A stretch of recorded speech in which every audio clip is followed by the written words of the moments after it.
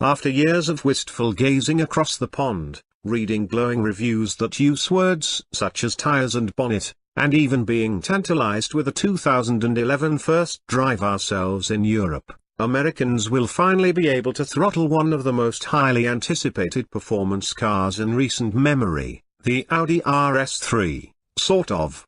Yeah? What's so great about it? It looks like an A3 to me. Remember that silly little ray gun given to Will Smith's character, Agent J, in Men in Black? Remember what a big boom it made when he finally fired it? It actually had a name, and this is the automotive equivalent of the noisy cricket. Little package, big boom. It's not the nuclear-powered all-wheel drive hatchback we were hoping for, which was promised at least once by Audi. Instead, our first RS3 will be a compact high-performance sedan based on the Audi A3, which has been highly rated in its own right since its migration to the excellent MQB platform. Of course, there's already a more potent S3, so what more could we want? How does one more cylinder and an additional 108 horsepower sound? The RS3 is an order of magnitude greater than the S3. And not just because of the power rating. We can distinctly remember how outrageous it was when Dodge announced that the 1992 Viper's 8.0-liter V10 would produce 400 horsepower.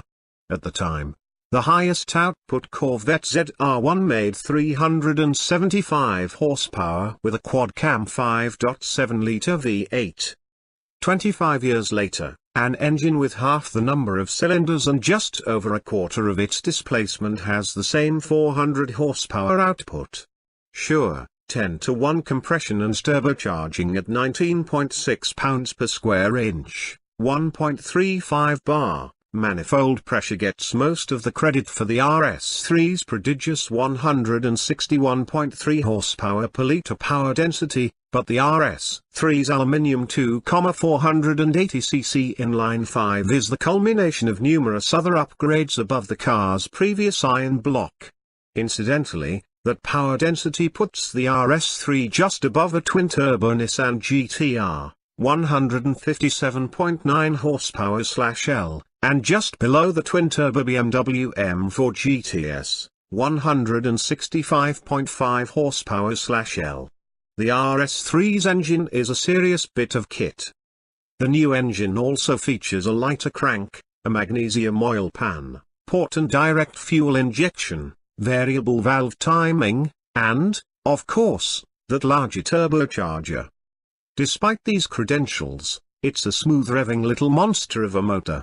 We tested the previous iron block inline 5 turbo, good for 360 horsepower, in the 2012 Audi TT RS and already compared the new one in the 2017 TT RS to the rally car that changed everything, Audi's all-wheel drive quattro coupe. Besides the glorious and unique sound of it, especially with the optional sport exhaust system, it's the linearity of how this new 5-cylinder engine puts power down that's unusual. There's some barely noticeable initial lag as the single large turbocharger spools up, but from 1,700 to 5,850 revolutions per minute, there's a line as straight as a tabletop that produces a constant 354 pounds-to-feet of torque. If it were possible to squint your ears, you could almost hear a Viper's V10. Also, unlike some high-output Turbo 4s, power isn't as peaky and doesn't even seem to wane at the 7,200 revolution per minute rev limiter. It feels every bit a 400 horsepower engine everywhere above and below the 5,850 revolution per minute peak output. Porsche's PDK 7-speed double-clutch automated manual transmission is the undisputed industry benchmark, but the standard 7-speed S-tronic automated manual in the RS3 is a close second. Its seamless shifts in drive and sport drive, its logic, and its manual mode's quickness and smoothness are just about as good as it gets. Yes, it does belch and burp with every wide-open throttle upshift, as it should. We only wish Audi had spent a little more money on the steering wheel mounted shift paddles. Audi conservatively claims that with the car's standard launch control, the RS3 will accelerate from 0 to 60 miles per hour in 4.1 seconds. So, we've already clocked an S3, 9.9 pounds, HP, at 4.4 seconds, so we're going to say the RS3, 8.8 pounds, HP-ist, will do the deed in 3.8 seconds or better when we get one to test. Besides the increase in output from 360 to 400 horsepower, one of the biggest benefits of the aluminium engine is the weight savings. Some 57 pounds have been taken off the nose of the car. What this does is make the steering rack's 14.6 to 1 overall ratio very alert and responsive. Move the wheel 0.5 inch from center, and the RS3 goes there right now. As with the best systems, the ratio quickens the more off-center the wheel is turned. Our mountain pass drive had a mix of medium to high-speed corners. In the quick ones, the car felt dead steady and held a line without the need to adjust the steering one bit. If we wanted to tighten the line, we bled throttle. Widen the arc, then add throttle. Part of this is due to torque vectoring with brakes, the other part is just damned good suspension/steering/driveline calibration and obvious integration. At the limit in the slower corners, there is a hint of gentle understeer. However, with the car set in dynamic drive mode, affecting throttle, transmission, all-wheel drive, and suspension, with RS-specific sport stability control, lifting off the throttle momentarily tucked the nose in and even kicked the tail out. Any rally fan knows the next step was to apply a generous amount of throttle to allow the all-wheel drive system to do its thing. The Haldex clutch-based system is noticeably rear-biased and allows the RS3 to hold a slight slip angle quite nicely, even more noticeably with the SP fully defeated. But there is always a huge amount of control available. What a pleasure to drive an all-wheel drive sedan that isn't set up merely for slippy, slushy trips to the ski slopes. Although it certainly would be able to sort that out, too, this car is primarily set up to be driven hard in the dry. Rather than mere reactionary response, there's some proactivity built into the AWD electronics, and it really shows. What a blast! And no doubt a nod to Audi's Quattro rally racing glory days. Standard suspension is front strut, rear multilink with magnet or helical dampers all around. The damping characteristics among comfort, normal, and dynamic modes are very distinct, yet even in dynamic mode, there's still a good deal of compliance not present in the optional Dynamic Plus package that uses firmer steel suspension and traditional multivalve dampers. Even in their softest setting, there was some gut-jiggling harshness on less than perfect roads around town.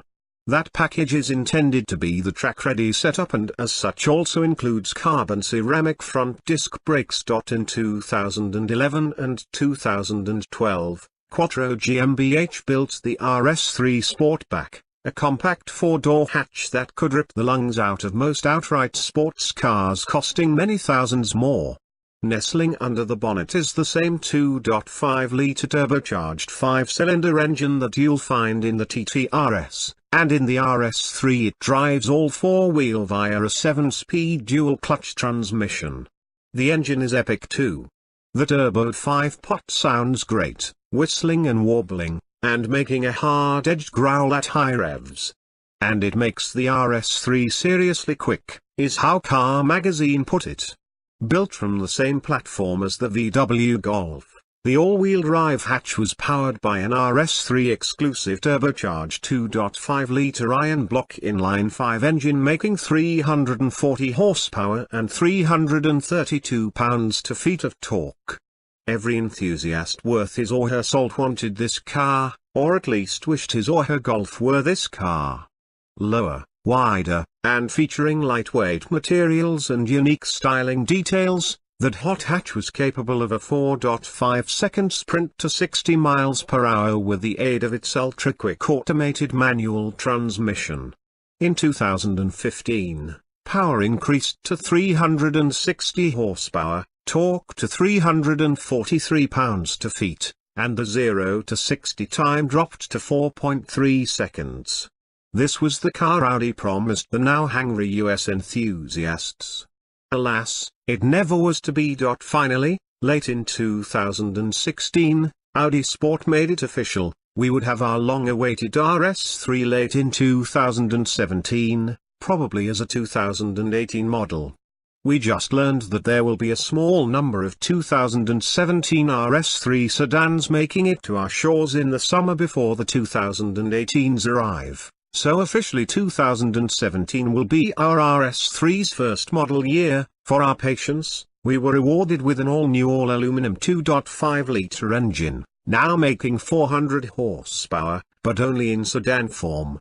No wagon or hatchback. With the exception of the Audi Allroad, luxury branded hatches and wagons, sportbacks and Avants in Audi parlance, just won't sell in sufficient numbers in the States to warrant trying, according to Audi's research. A sedan is a better bet for the high-performance model. In fact, Audi says that bringing the RS3 sedan to the States is the only reason it will continue producing it. We saved the RS3. Let's help BMW M and Mercedes-AMG don't start thinking this way, or they'll restricting imports of E63S wagons and GLA45 hatchbacks, and comparisons like the GL63S versus X6M Sport utilities won't happen. Although prototypes and home-built touring versions exist, BMW has yet to produce an official M3 or M5 wagon. We can keep dreaming. Let's hope Audi joins in soon so more folks can appreciate the full bandwidth of RS-badged high-performance vehicles.